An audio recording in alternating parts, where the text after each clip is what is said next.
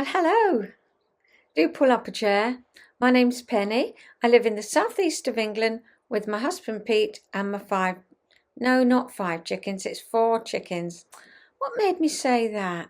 Yeah, my 4 chickens. Unfortunately, we lost one, my darling one, but that was quite some time ago, so, well, you can see where this episode's heading. Anyway, we're going to talk about this and that. I've got a little film at the end of my next town along, which is Ramsgate, and Mum and I do a little bit. We're going through the years, and she's got to 1940-45, so they're not the happiest of years, but nevertheless, yes, we put up the news reels and news things, newsy bits about 40 to 45, leaving out the gruesome bits, and just Mum telling us what was happening in her life. And what else? Oh, I do some cooking.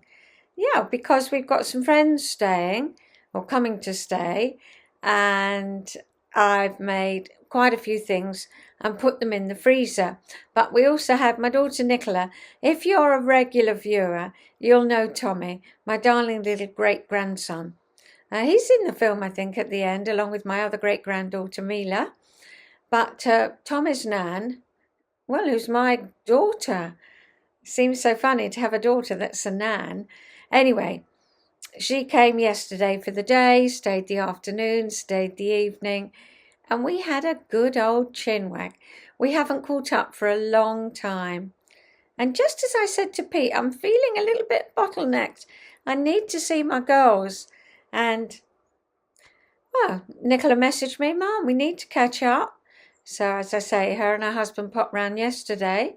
And so I did some cooking for that. What did I cook? Oh, yes, a Victoria sandwich. But a bit of a different recipe. And I must say, it was, honestly, as my mum says, 10 out of 10. Well, she says 20 out of 10. It was so light. Nicola said it's so soft and light, not a bit dry. It was beautiful. And I made white chocolate cheesecake, so I filmed that. And yes, Nicola and her husband Mike did the taste testing. If you've watched previous episodes, as Pete would say, do you need a written statement?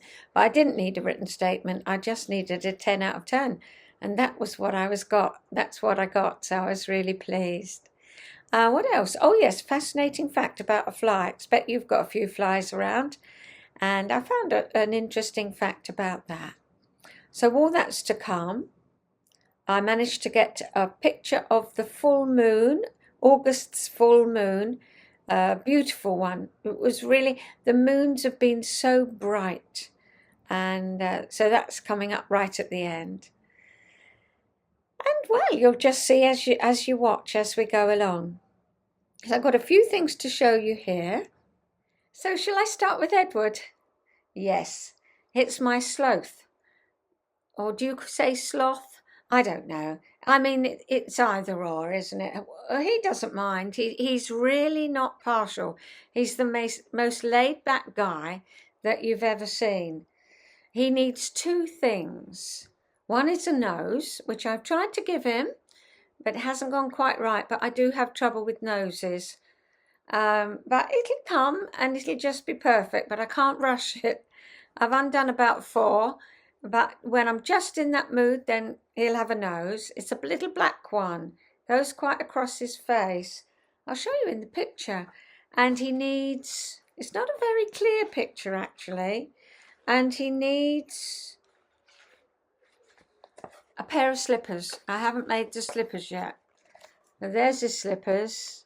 They're fluffy round the edge. Let's have a look. Oh, yes. You can't really see them too well. Fluffy round the edge. The same as his dressing gown. And he's got a black nose. But I just can't quite get it right. So I'll introduce you. It's your turn now. He hasn't been introduced to the others, not till he's quite finished. Here he is. Here he is. Cheeky monkey. He's got his lovely dressing gown, the revers that don't stay back. I might have to just put a little stitch in that. But on the other hand, He's got his claws, little V-vent in the back, pyjamas, they do up at the back. The pattern shows a star on the front, but I didn't fancy a star, so I put some tiny, tiny, weeny little buttons. He looks a bit different on camera. He's a bit flatter in the face. He looks a bit pointy on camera, like a duck, but he isn't. He's quite squodgy, and he's just going to lounge about, aren't you? But he needs that little black nose, and he needs the slippers. So he'll say hello properly next time, but he couldn't resist. Are they going to stay back, or what am I going to do? Supposed to steam them, which I, wet them and just let them dry. Oh, there we are, look. There we are. This is divine. Well, Pete said, can I have one? And then I showed Nicola, and I think she wanted one. Everybody wants something made out of this. It's hell to knit with. It really is. I found it hell to knit with. But, it's so soft. And there's this little PJs. Yeah. So he just likes to lie down and have a rest. Is that what you do? Yeah. So that's him. I'll put you over there. Do they like lying upside down? I'm not quite sure. He hasn't quite made, he hasn't got into the swing of things here yet. He was just finished this afternoon, and let's get his slippers on and his nose, and then we'll see what happens. He might just put on a bit of a, sit up with the others. So, what else have I got to show you? I've got some fabric here. I bought a set of fabric, and it's for a particular thing. Because I've got quite a large stash and I don't need any more, but I wanted something particular. And it's in the set of Dreams and Flowers, I think. Made of Flowers and Dreams. Yes. So I'll show you this one. I got a metre of each because Lady So-and-so had it in a sale at quite a lot off, almost like £3 a metre reduced. So I thought, right. So I bought, let me see.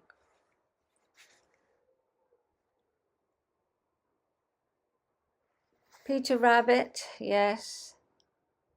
And it's like a line drawing. It's very pretty. Very pretty. And this isn't very, it's a sort of washed line drawing. So there's that one. There's this one.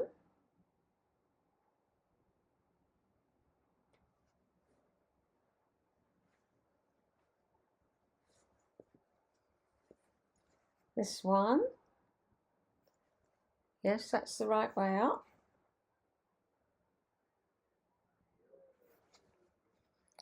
And this is the Made of Flowers and Dreams.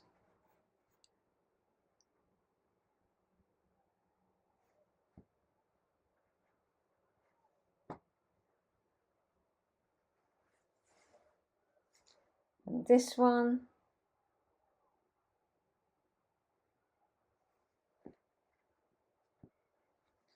And lastly, a yellow one. With a P on it for Peter Rabbit. So I bought that for a special reason because I've just had the news that my granddaughter, who's got the little girl Mila, is going to have another baby in February. We don't know what sex it is. I couldn't resist these fabrics, and I thought, even if it's a boy, it'll make a lovely quilt. I know there's a pink in it, but I think those days are gone now. It will make up into. So what I'm doing now is deciding what pattern shall I do. Shall I do it by hand? Shall I do it on the machine? I've got plenty of time till next February. Shall I do it and show you and take you along with me so that you can see what I'm doing? I had all those thoughts going through my head. Let me know. I mean, you might be a quilter and not be interested. But if you fancy seeing how I do it, then I don't mind taking you along with me. I'll either do it by hand or on the machine. Either way, I'm going to have it professionally long arm quilted, which is, as you know, quite new for me.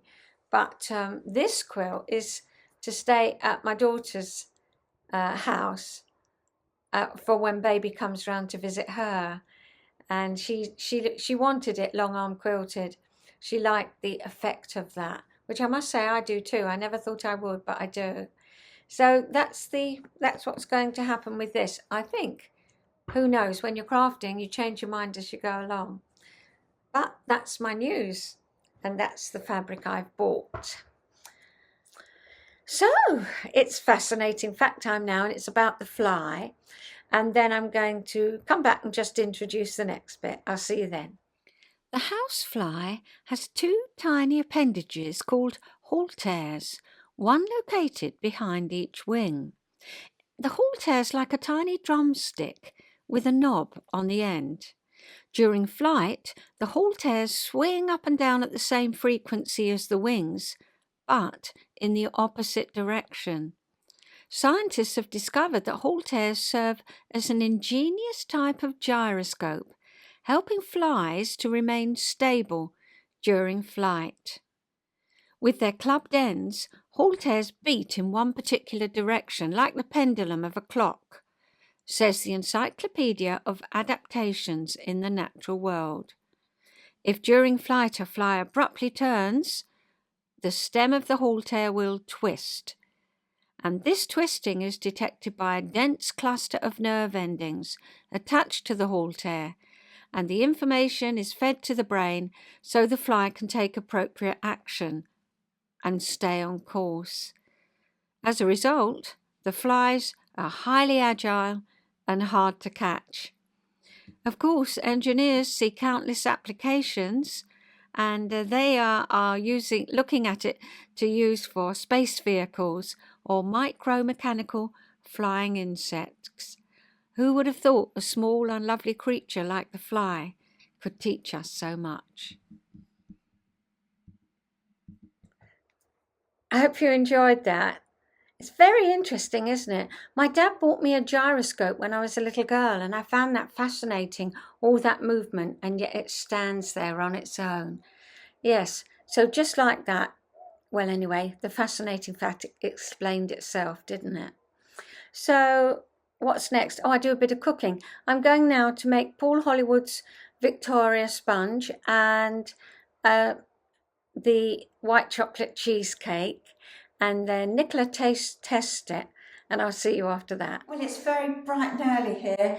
Pete's popped to the butcher's early, so he's just gone out. So I thought I'm quickly going to make Paul Hollywood's Victoria sandwich.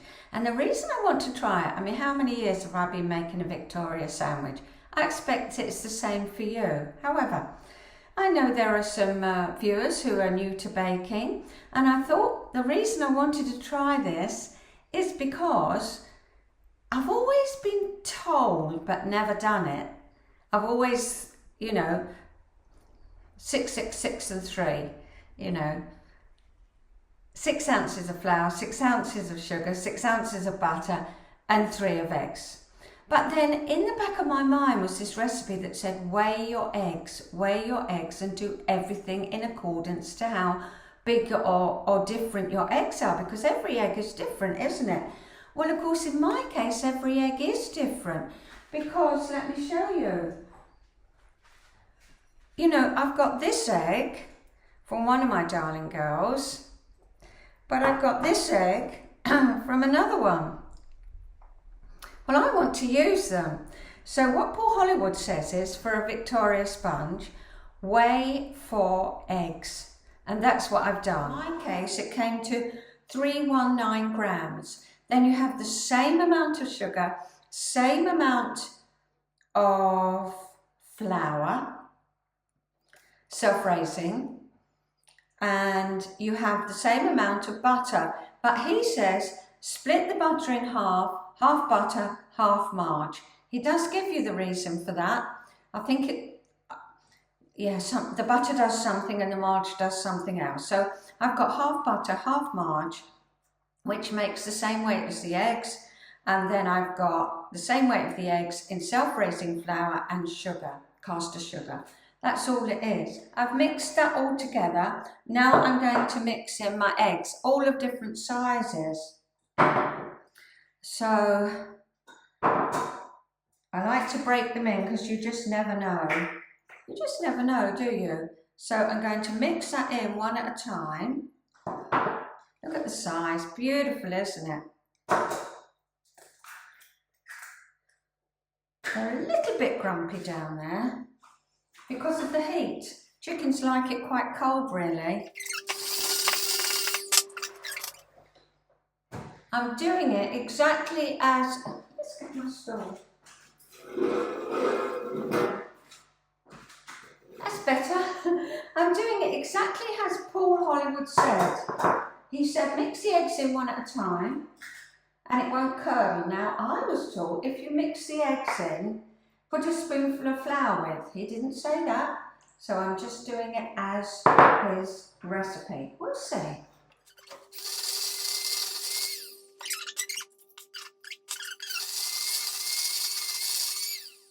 Right, so I'm going to tip in the flour. I'm just going to tip it in and I'm just going to fold it in.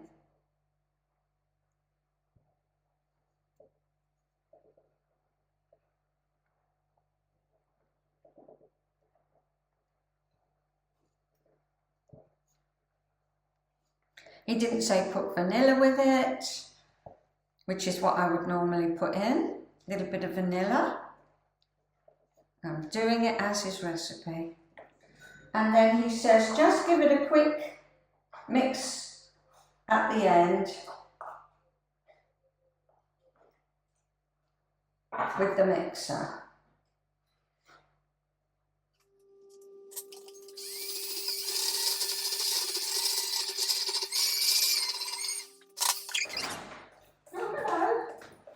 A disaster. Why? Didn't have any?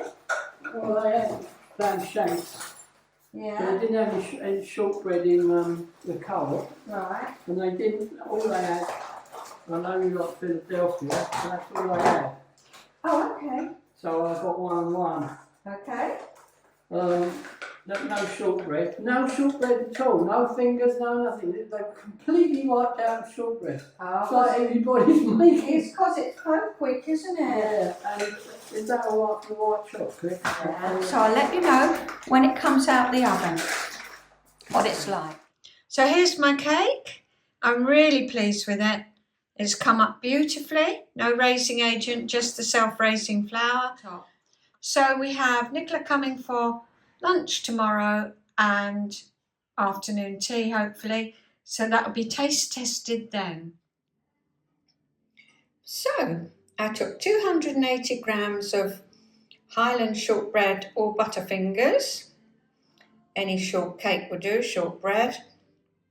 Whisked it up with 70 grams of butter.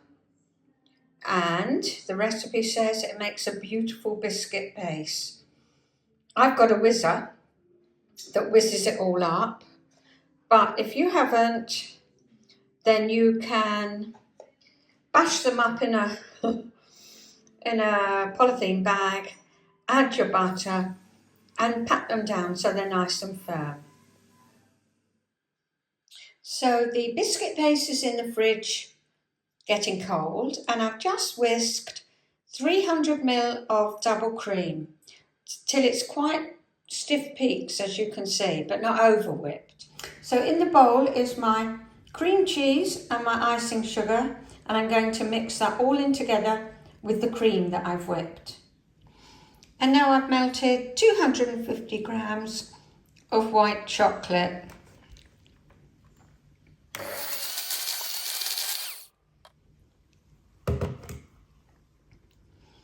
And there's my cheesecake mixture. So there it is in the tin, just poured on. with that white chocolate, it makes it really beautiful. You could do, I've got a little bit of chocolate left over. She says do it in white chocolate ganache on the top, but I don't want to do that. For me, it will be too sweet. I had a few squares of the white chocolate left over, literally just half a dozen, and I didn't want to put a big layer of white chocolate, so I just melted that and put it on the top. So that's my white chocolate cheesecake. We'll see how it goes down. Absolutely delicious. Out of 10? 10.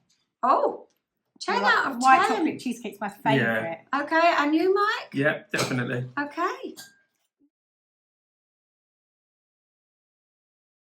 What would you say out of 10? Well, I think it's a 10 out of 10. 10 out of 10. Because it's really soft. It's soft, it's light. Delicious. And a good time was had by all. So now we're going, oh yes, in the week I popped over to see Mum and we did 1940 to 1945.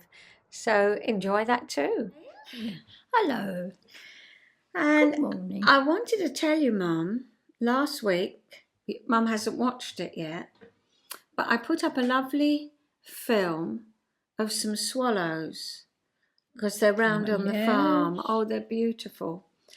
And one viewer said that she's having to put her bird feeders away for the moment because she's getting bears in her back garden. Oh, bears. Could you imagine? Imagine waking up and finding a bear. Well, she knows then it's the bear leaving presents, she said.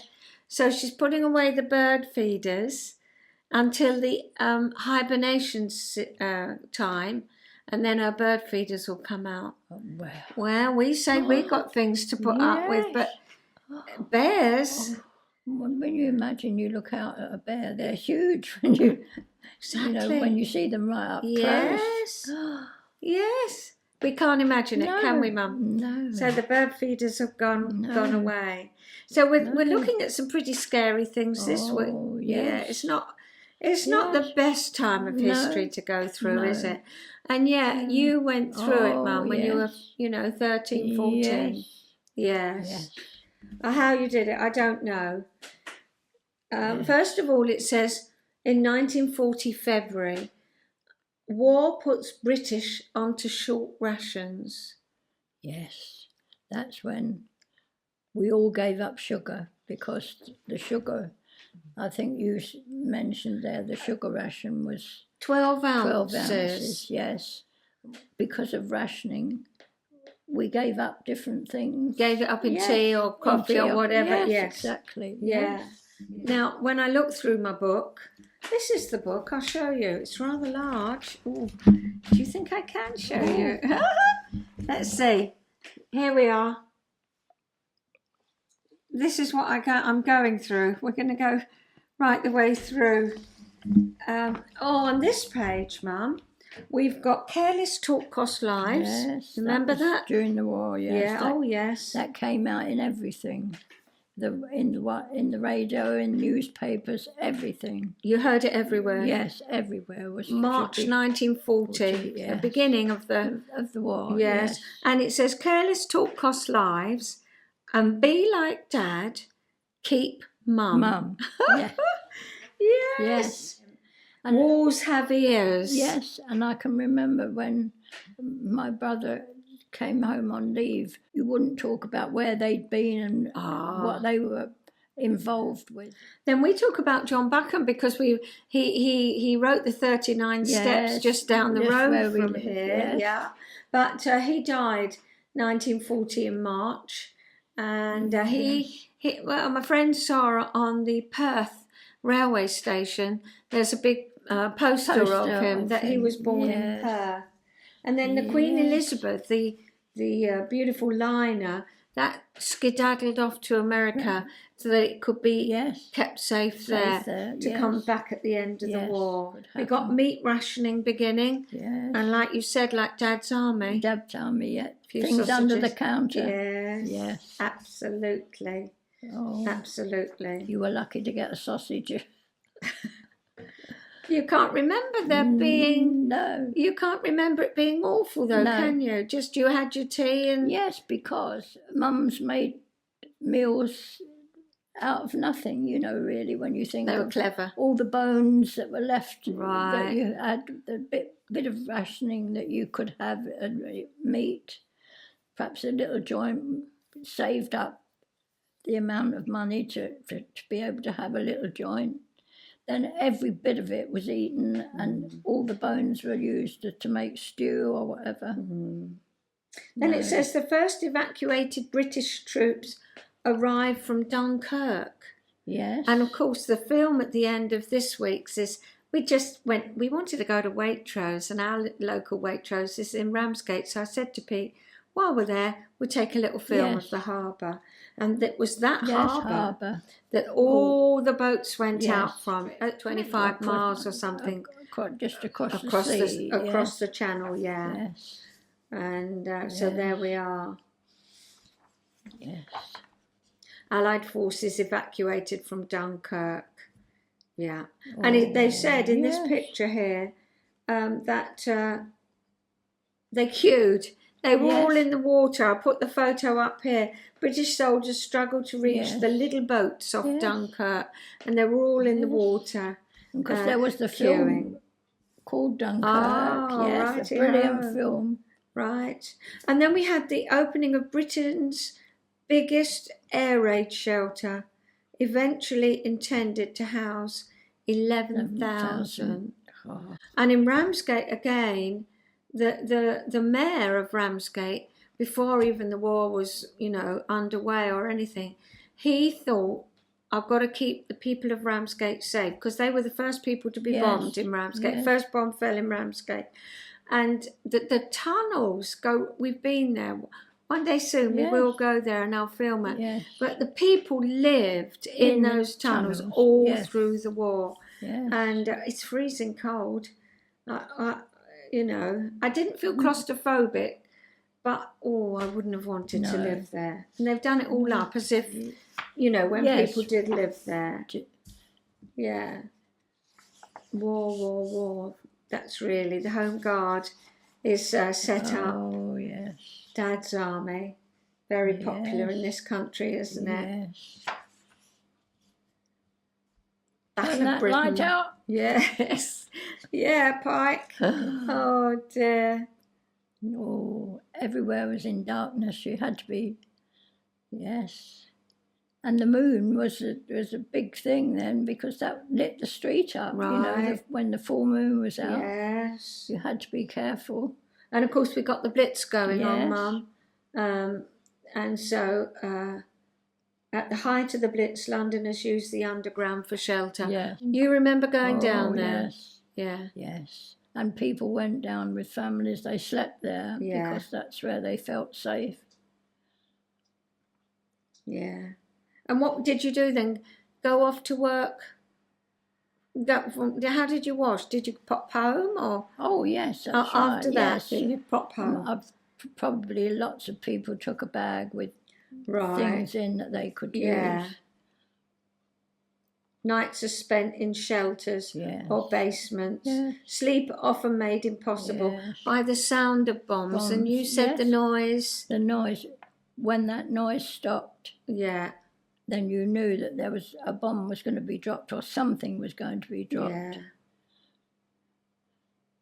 Yeah, so not a good time. No. And every time you were out, you listened for the sirens. As soon as the sirens went, you had to go and dodge off somewhere, underground or wherever you could find it. An air raid shelter. Yeah. And so though you were at work, Mum, you were only 14. Yes. I mean, now we'd say, little darling, you're only 14 and got another 2 years at school. But here you were at work. Yes. But Princess Elizabeth, who's the same age as you, she gave a little chat with her sister Margaret. And I think she wanted to encourage the children of the war, didn't she? Yes. And when she was older, she was coming towards the end of the war, She was in the land army. Yes. Because women took over men's That's jobs it. That's right. and they helped on the land. You didn't get any bananas, Mum. Bananas were not imported anymore. No. So you probably went for years without seeing a Yes, banana. because of everything then was Yeah. delivered by ship. Yes. And then that had to stop. And of course, I'm making this banana cake. Oh, yes, there's 4 bananas, Yes. there's 4 bananas. But for you, well, a banana was absolute like gold, Yes. wasn't it? In 1941, in March, come into the factories. Yes. And I asked you if you Yes. went into the factories, but it says here you've got to be 20 and 20, yes. 21. Yes. And of course, you were 15 Yes. now, weren't Yes, exactly. No, I worked in a shop and older women then went in the factories because I earned more. you? Right. So I was able to be quite a of help course, then in the shop. yes. They left other Yes. places open Yes. for you. Yes. That's excellent, yeah. But the men, they were calling for men of over 40 and 42, and they were earning £3 and sixpence. But the women, same jobs, were earning £1 18 yes. shillings. So Yes. that wouldn't happen now, would it? We'd Oh, have, no. hopefully, Yes. equal pay. Yes. But London and the southeast of England, which is where we are, a £500 bomb hit a dance hall, and yeah, this is the area that Yes. they were Yes. really concentrating on. Yes. And so I think at this time your mum and dad were starting to get a bit. Yes, Mum was definitely really, really frightened of the bombs Yes. and all that was going on in London then. Yeah. And my dad, because they were both coming up for late 50s, my dad asked to be sent somewhere that was safer. So in a way he was asking them to evacuate him and his wife. Yes, exactly. and me. With you. Yes. Yes. Because it says here, Mum, that 100,000 incendiaries in a few hours were dropped on London. Yes, and the incendiary bombs, well, Yeah. we had one down our chimney. Did you? Yes. And, What did you do? well, it set the bits that we had in the grate alight, but of course it burnt the inside of the chimney. Yes. But then so many bombs just came through the roof or anywhere. Yes. So many of the incendiary bombs, and that's right, they were fire bombs. Yes. Incendiary bombs were Yes. terrible. They were Westminster awful. Abbey's fallen in, the roof. British Museum, St Paul's Cathedral was hit once again. Yeah. Yes. London's taken the lion's share. Yeah. So I think it says here, Mum, the moonlight may have helped the Germans, but British fighters took advantage. So, like as you were well, saying, yes. those Yes. bright moonlight, Right. which we've Oh, had this yes. week. I took the moon this week, Mum. Yes. Yeah. So Because similar. the lights, we had no lights in the streets then. No, but And the moon lit the whole road yes, up. of course. So here, then you asked to be evacuated somewhere Yes. safe, Mum and Dad, Yes. and we know your mum was coming up to be quite poorly. Yes, she was. Yes, and where did they send you? They sent us up to Scotland Yes, to a place called Port Glasgow, yes. which was the worst place ever because it was a port and we had bombs up there. When you say a port, you mean shipping? Well, ships, yes. And ships were coming in and ships were being, places were being targeted there. And it was, we were as frightened up there as we would have been if we would have been in London. Exactly. I don't think you lasted long up there, did you, Mum? Dad imagined that we would be sent to the country somewhere. And we've talked to our friend who writes the poetry, Heather, and her mum lived in Scotland, Yes. grew up similar Yes. to you, a bit younger. But she said she never even heard No, or because felt they were any. further up. Yeah, never. No, it was fine. no. And they could have No. sent your mum and dad to a Yes, little place. exactly. Yeah. Yes. No, you were sent Yes. to a port. Oh, So it wasn't long before you came back, was No. it? And your sister had a baby there. yes, that's right. Yeah. Imagine all Yes. that going on, Mum. Yes. Yeah. Yes, it was an awful. That was as awful a time up there Yes. as it was for us in London. Yeah. December 41, Pearl Harbor was bombed for our American viewers. And really, I'm turning the pages over at quite a rate of knots Yes. because the pictures don't really bear No. looking at. No, No. it was a. I tell you who was born though, April 42, Barbara Streisand. Oh, Well, we know Barbara Streisand.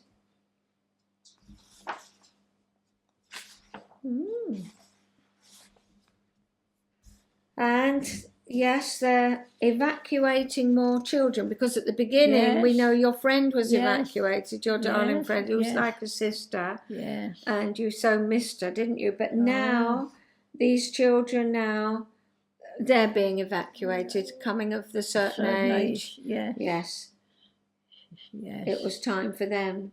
Yes. They look rather excited. Got a doll and Yes, I think some children just loved it. Dad was evacuated. He went to Norfolk and oh right, he was as happy as anything. yeah, And I can remember that his mum and dad were friends with the people who looked took after him in. who took him in. Righty-ho. And he stayed at it was a lovely family and he was very happy. It was such a mixed up time there because nobody really knew from day to day exactly what was going to happen, with the bombing and with the evacuation and with all different things going on, families, sons being at war and Yeah. Every day was a new every day was different, yeah. It says here, Mum, cardboard wedding cakes with icing made from chalk are being offered for rent by confectioners in lieu of the real thing. No person shall put sugar on the exterior of a cake after the same has been baked, says a Ministry of Food Regulation. So shop-bought cakes will not normally include more than 20% of oils, fats, no more than 30% sugar, and for confectioners are forbidden to add more than one covering of jam or chocolate. So they're renting out these cardboard wedding cakes which are covered in chalk. And the quote of the year in 1942 says, by Churchill, "It's not the end. It's not even the beginning of the end, but it is perhaps the end of the beginning." Yes. Clever words, aren't they? Yes. Yes. Clever words. 1943. So your mum? Yes, that's when she died. In 1943. Yeah. So there you were, feeling safe with Mum. How you must have Yes. felt. Honestly. Because we came back to London Yes. when she began to be really ill. Yes. Dad then asked to be sent back because we were in such an awful place Yeah. up there in Scotland. Back to the bombs, And Mum. so, yes, we came back to the bombs, but then I think to be somewhere where they'd always lived before, I think. Somewhere because familiar. she was ill, Yeah, yes. that's what she wanted. Yes, So 1943, you lost your mum. yes. Yeah, so you just must have thought, what else is going to happen, Yes. Yeah. Yes, and she died at home because there wasn't all the NHS then, No. things were so different then. Yeah. And she had no real painkillers or, No. it was a difficult time. Yeah. So we're going to skip through 44. we're going to rush to the end of the war. Yes, 44, Mum. Because I know, Yes. you got married 24th of December. Yes, Christmas Eve. That's it. And now we got August 1944, Mum. The second mass wartime exodus of children from London is underway because we got the buzz bomb attacks. Oh, they were awful. Were they? Because you could hear them. Yeah. They went very, very fast and you could hear them. But when that bus stopped, That buzz you bomb. when the buzzing stopped, you knew that they were going to drop. Yeah. So wherever you would hide somewhere. You know, I can remember hiding under a hedge once. Under a hedge? Yes, just anywhere. Anywhere. To get below. Oh, my goodness. Because, it says 1 million yes. children now, they're all being moved, Mum. Yes. And 8 new purpose-built deep shelters are being opened in London. Air-conditioned with private cubicles for families, canteen facilities. But ticket holders only, Mum. I don't think you had a ticket, did you? No, I don't remember them. But most Londoners, it says, prefer to sleep in steel-built Morrison shelters. Oh, that's right, yes. Which have replaced dining tables in many households. Here we go then. We're going to skip that. Oh, the Queen thanks women for their war work. And 1944, December, that's when you got married. Unfortunately, Glenn Miller goes missing. Yes, over that's right. the channel. His plane. Yes. His plane dropped. Pete's born in the January of 45. Yes. And then when did the war end, Mum? The war ended in August. Well, it really ended in about the April. April the 30th. I think that was the official time. Hitler kills himself. Yes. And then it's all liberating this and that. That's right. And we've got to... Britain resounds to victory celebrations. Oh, yes. Did you have any victory celebrations? What did you do, Mum? Well, we all had parties, street parties. Did you? Yes. Oh, right. Oh. Street parties were brilliant, and everybody contributed, like they contributed towards my wedding, you know, with all different things. All the neighbours all got together. Yeah. And that was it. Did you go up to Trafalgar Square? Dad and I went, yes. Oh, right. We were squashed like... Were you? But it was brilliant because the noise of everybody singing and cheering. Yes. Because what you had was, in 1945... August, this is when you're saying it was really over, because this time it says it's really finished. Children celebrate VJ Day. What's VJ Day? Well, then? VE Day was victory in Europe. Oh, right. VJ Day was victory in Japan. Oh, and yes. Where the other bits of the Japanese war were laid down arms Yes. to the Red Army. Yes. And so it's saying you could really have a celebration. That's why you've got August in your head. That really was the end of the war. 55 million dead, Mum. Oh. I know. Yes. So now we can at least start. Yes. Well, in a, 45, you're married. Yes. And the war's over finally. And when we get to 46, we'll start there next time. And then in 46, Dad went, because he was reserved in a reserved occupation during the war, because he took the place of a man that was at the war. Then in 1946, he was called up and he went into the Air Force. Oh, righty-ho. Oh, so for you, 46, it was something, that was the beginning. Another of change. Yes. And it says here in 46, January, Churchill leaves for a holiday in Florida, and he says, I've earned it. Oh, yes, because he kept us all going, during the war. Yeah. So we'll start there next time. Yes. And I think bananas are coming into the country. Yes, so lovely. You'll be pleased with that. So you can enjoy your banana pudding. Yes, now, I will. Yes. Yeah. So we'll say cheerio then. Yes, bye-bye. It's been lovely chatting. Yeah. See you next time. Bye. And always pass your best wishes on to Mum because you're so kind in your comments about Mum. So now it's the little film to end, and it's showing you Ramsgate. And Ramsgate is the only royal harbour in the UK. George IV visited in 18-something, and he just thought he got such a fabulous welcome that he said it's going to be known as a royal harbour. And then Queen Victoria, she stayed many a time and Pete's sitting in a little shelter, just looking out to sea. But it's so Victorian, so it's quite a Victorian town. And as I say, Queen Victoria loved it, and it's the only royal harbour in the UK. And what else? Oh yes, I show you a photograph of a smack, and that's an old sailing boat. But there is a home there for the smack boys, and they were the boys that, instead of employing 3 sailors, they would employ 1 sailor and 4 smack boys, and obviously that was far cheaper. And they had nowhere to stay when they weren't on the boat, and this is the only home for smack boys in the UK again. There's the full moon and little Tommy.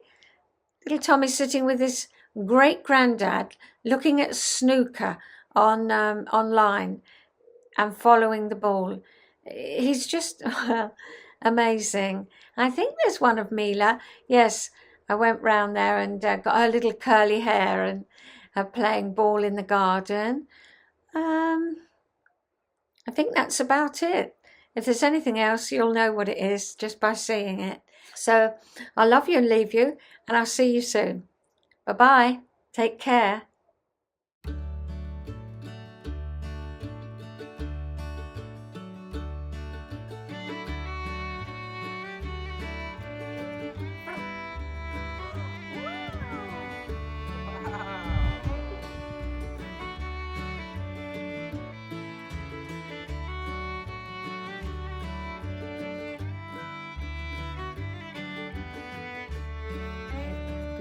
Baby. Yay! Oh, that's it, yeah.